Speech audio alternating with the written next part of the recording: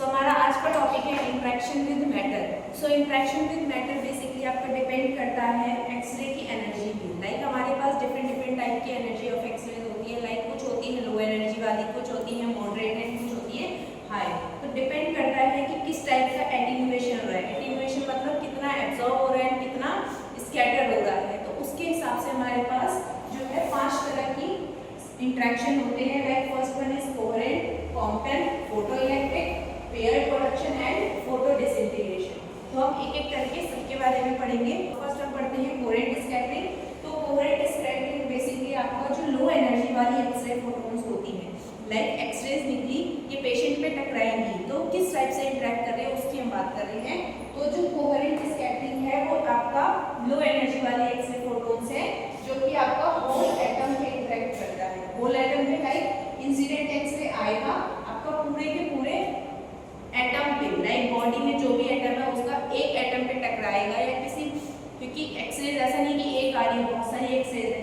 तो incident x ray आएगा atom पे टकराएगा, किसी शेल पे नहीं टकराएगा, एटम पे टकराएगा और इस एटम को क्या कर देगा, वाइब्रेट कर देगा। क्यों? क्योंकि जैसे ही टकराया उसने उस एटम को क्या कर दिया, एक्साइटेड स्टेट में भेज दिया और एक्साइटेड स्टेट में भेजने के बाद उसने उसे वाइब्रेट किया और फिर दूसरी दिशा से निकल गया in the form of scattered radiation. तो ये आपका जो इसका वेवलेंथ है लैम्डा 1 जो है, मतलब इंसिडेंट एक्सरे का जो वेवलेंथ है एंड स्कैटर्ड रेडिएशन का जो वेवलेंथ है वो सेम होगा, इक्वल होगा।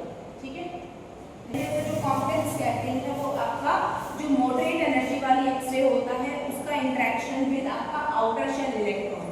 तो यहाँ पे क्या होगा, इंसिडेंट एक्सरे आएगा जो आपका आउटर शेल है, ठीक है, कोई भी एटम है उसका जो आउटर शेल है उस पे आपका टकराएगा। आउटर शेल पे टकराने के बाद वो क्या करेगा, उस इलेक्ट्रॉन को बाहर फेंक देगा। अब उसने क्या किया, अपनी सारी एनर्जी तो उस इलेक्ट्रॉन को बाहर फेंकने में लगाई नहीं होगी, तो कुछ एनर्जी बचेगी। तो वो जो कुछ एनर्जी बचेगी वो स्कैटर्ड रेडिएशन के फॉर्म में निकल जाएगी।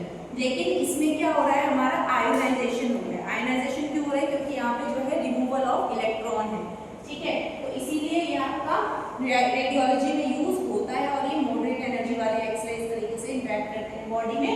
क्या किया इन्होंने, इंसिडेंट एक्सरे आया, उस आउटर शेल पे टकराया, आउटर शेल के इलेक्ट्रॉन को उसने बाहर फेंका और जो एनर्जी बची थी वो रिलीज होगी in the form of scattered radiation. ठीक है। Photo electric effect. तो फोटो इलेक्ट्रिक इफेक्ट आपका बेसिकली, अब ये भी मॉडरेट एनर्जी वाला एक्सरे, इसमें जो इंटरेक्शन है वो आपका होता है किसके साथ, इनर शेल इलेक्ट्रॉन के साथ। जो इंसिडेंट एक्सरे है उसका interaction with inner shell electron. तो यहाँ पे जो रेज है वो आया आपका जो सबसे पास वाला है, जो के शेल है उसके इलेक्ट्रॉन पे टकराएगा और जैसे ही इस पे टकराएगा उस इलेक्ट्रॉन को वो बाहर फेंक देगा। बाहर फेंकने की वजह से यहाँ पे ना स्पेस क्रिएट होगा जिसको हम बोलते हैं वॉइड, ठीक है। तो वॉइड क्रिएट होगा। अब हमें पता है कि कभी भी वो इलेक्ट्रॉन खाली नहीं रह सकता, तो ये इलेक्ट्रॉन जैसे ही यहाँ से बाहर जाएगा तो ये ऊपर वाले शेल का इलेक्ट्रॉन इसे भरने आएगा। तो दोनों की बाइंडिंग एनर्जी में डिफरेंस की वजह से यहाँ पे क्या प्रोड्यूस होगा, कैरेक्टरिस्टिक एक्सरे प्रोड्यूस होगा, ठीक है। तो जिसकी वजह से हम बोलते हैं ना एक्सरे इज आयनाइजिंग रेडिएशन। इसीलिए जो है ये बार बार बॉडी में इलेक्ट्रॉन का रिमूवल करेगा। इसीलिए जो फोटो इलेक्ट्रिक इफेक्ट है यहाँ पे आयनाइजेशन होगा, क्योंकि यहाँ पे रिमूवल ऑफ इलेक्ट्रॉन है। नेक्स्ट अगर हम बात करें तो पेयर प्रोडक्शन। तो पेयर प्रोडक्शन आपका होता है इंटरेक्शन होता है रेस का विद द आपका न्यूक्लियर फील्ड, ठीक है। तो क्या होगा, इंसिडेंट रेज आएंगी आपका न्यूक्लियर फील्ड पे आएगा और जैसे ही न्यूक्लियर फील्ड में आएगा तो ये दो तरह की चीजें रिलीज करेगा। एक तो आपका इलेक्ट्रॉन करेगा और दूसरा आपका पॉजिट्रॉन करेगा ड्यू टू एनिहिलेशन प्रोसेस, ठीक है। तो एनिहिलेशन की वजह से यहाँ पे जो इलेक्ट्रॉन है उसी का अपोजिट इलेक्ट्रॉन यहाँ पे रिलीज होगा, दैट इज पॉजिटिव चार्ज वाला, इसीलिए इसे बोलते हैं पॉजिट्रॉन।